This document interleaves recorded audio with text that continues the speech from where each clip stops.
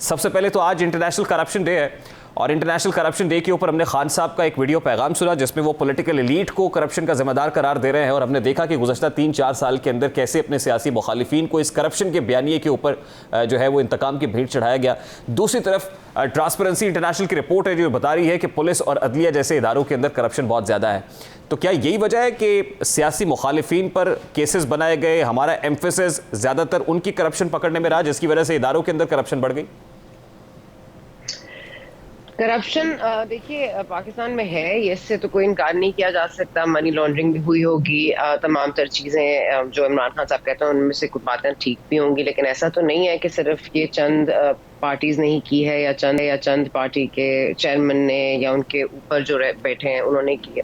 ये तो नीचे तक होती रहती है। इमरान खान साहब के अपने मिनिस्टर्स वो खुद कहते हैं कि करप्ट माफिया तो उनके साथ बैठा था, तो वो उन्होंने क्या कर लिया। तो इसलिए मेरा तो ख्याल है कि किसी और पर उंगली उठाने के बजाय अब आप कह रहे हैं कि जी मेरे पास तो इख्तियारात ही नहीं थे, नैब भी मेरे कंट्रोल में नहीं था, मतलब वो खातून जो कंप्लेंट लेकर आती हैं वो भी इनके घर में इनको 1 महीने के लिए नहीं रखा गया।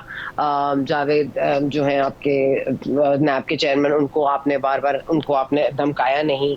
आप FIA के बशीर मेमन को आपने नहीं कहा कि केसेस बनाइए। ये सब कुछ तो नहीं हुआ।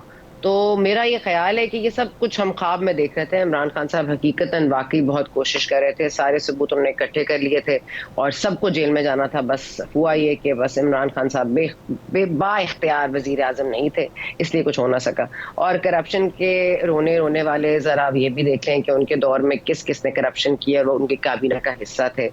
और ये भी देख लें कि माशाल्लाह से आज तोशाखाना के जो घड़ियां हैं मुर्शिद के कहने पे बेची जा रही हैं, और क्या डेस्परेशन है कि वीज़ा, इमिग्रेशन सब कुछ क्रॉस आउट करके बरा गोगी साहबा जाती भी हैं और उसके बाद वो वापस भी आ जाती हैं और पैसे भी आ जाते हैं बैग के अंदर। तो ये इतनी डेस्परेशन इमरान खान साहब को ये सब करप्शन में नहीं आता।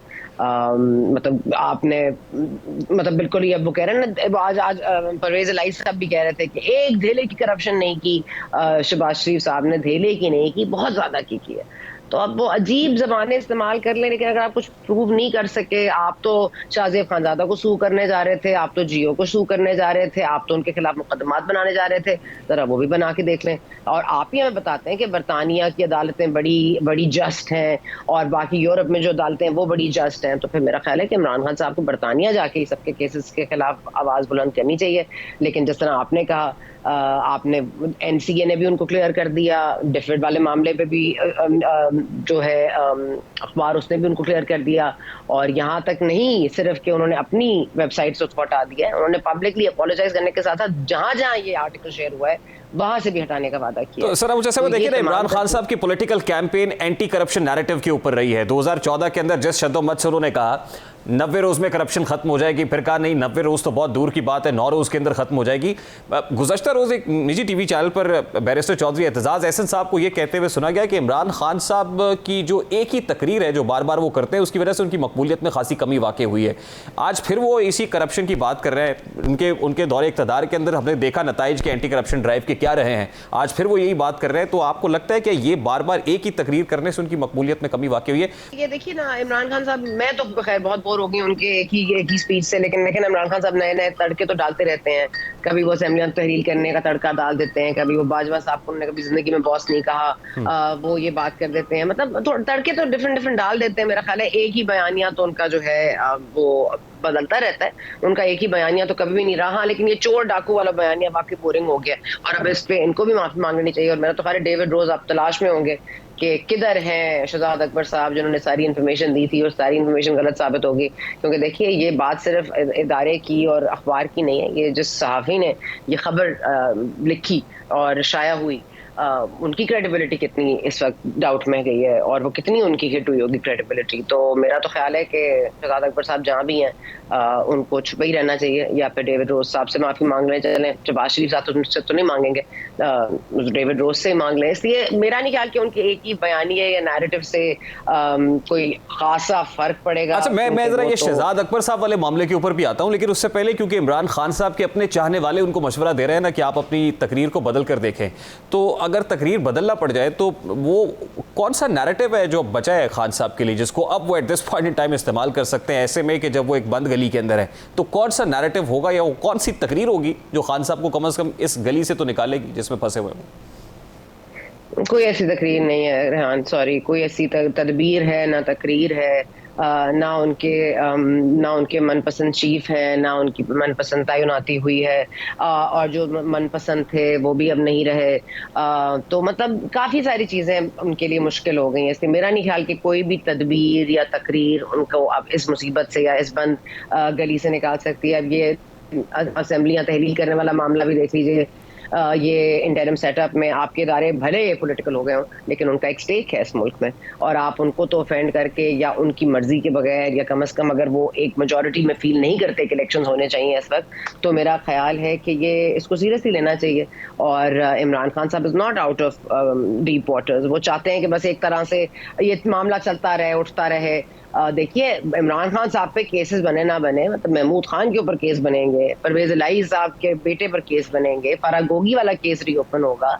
इंटरिम सेटअप जब आएगा तो फिर आपके हाथ में क्या रह जाएगा? एक साबिक प्राइम मिनिस्टर खाकान अब्बासी के साहब के पास 2 पुलिस वाले नहीं हैं, लेकिन इनके पास फुल प्रोटोकॉल है ज़मान पाक में। वो फिर उनको कौन देगा अगर इनकी हुकूमत नहीं होगी? फिर ये कहाँ छुपेंगे केसेस से? कहाँ से अपने आप को छुपाएंगे? अब तो मतलब जाहिर है पेशावर रियली सॉरी कि जब मुझे ये कहना पड़ता है कि ये हुकूमत बात तो करती है। देखिए, शहजाद अकबर साहब के मुतालिक कावे मुसावी ने क्या कहा वो मैंने दिखाया है। एनसीए में क्या हुआ, कितने पैसे की खुर्दबुर्द हुई, कैबिनेट से कैसे एक सील्ड लिफाफे के अंदर अप्रूवल ले ली गई नहीं बताया गया, ये हुकूमत हमें बताती है। आज वही शहजाद अकबर जो हर हफ्ते शहबाज शरीफ और उनके साहबजादों पर बैठ के प्रेस कॉन्फ्रेंस करते थे, वेयर इज ही? आज उनसे ये प्रॉब्लम क्यों नहीं होती, क्यों नहीं पूछा जाता ये हुकूमत क्यों नाकाम है फिर इस अकाउंटेबिलिटी में?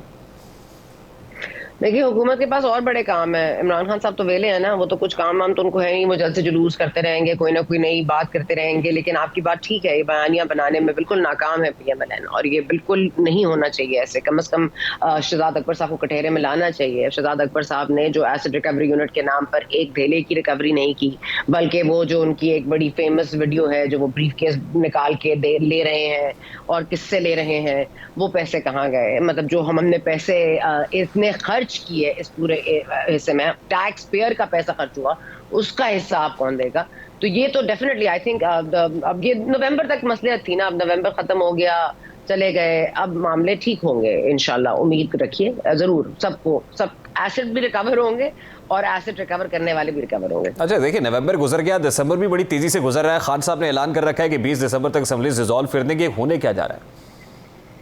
कुछ नहीं होगा रेहान साहब, कुछ नहीं होगा, नहीं होंगी असेंबलीज डिसॉल्व। प्लीज आप ना इस बारे में इतना सीरियसली लें, नहीं होगी असेंबलीज डिसॉल्व। ये इमरान खान साहब कोशिश जितनी मर्जी कर लें, और वो चाहते भी नहीं है एक्चुअली में। वो सिर्फ ये चाहते हैं कि बस थोड़ा सा भाग दौड़ लगी रहे इस मुल्क में। परवेज इलाही साहब आप कभी कहते हैं मार्च में करेंगे, फिर कहेंगे 1 मिनट नहीं लूंगा, तो 1 मिनट नहीं लेंगे, वो 4 माह लेंगे हुकूमत असेंबली तहलील करने में। तो खैबर पख्तूनख्वा में बहुत ज्यादा तजाद पाया जा रहा है इनके लीडर्स में कि क्या करना चाहिए, क्या नहीं करना चाहिए। आप देखिए ना, असद कैसर साहब ने एक दफा कहा था कि ये तो नून लीग का ये खासा है कि वो जेल में भुगत गई, हम तो एक रात जेल में नहीं गुजार सकते। ये इन सारों का यही हाल है, और अगर इन्होंने असेंबलियां तहरीर की तो इनमें से आधे से ज्यादा तो जेल में ही नजर आएंगे आपको। जितने केसेस हैं, BRT खुलेगा, मालम जब्बा खुलेगा, महमूद खान के ऊपर केसेस हैं वो खुलेंगे, करप्शन के केसेस खुलेंगे, जो आपने कर्जा दिया है इस मतलब पूरे हिस्ट्री में, जो आपने कर्जे को डबल कर दिया, डबल से ट्रिपल कर दिया है, उस पर भी क्वेश्चंस होंगे।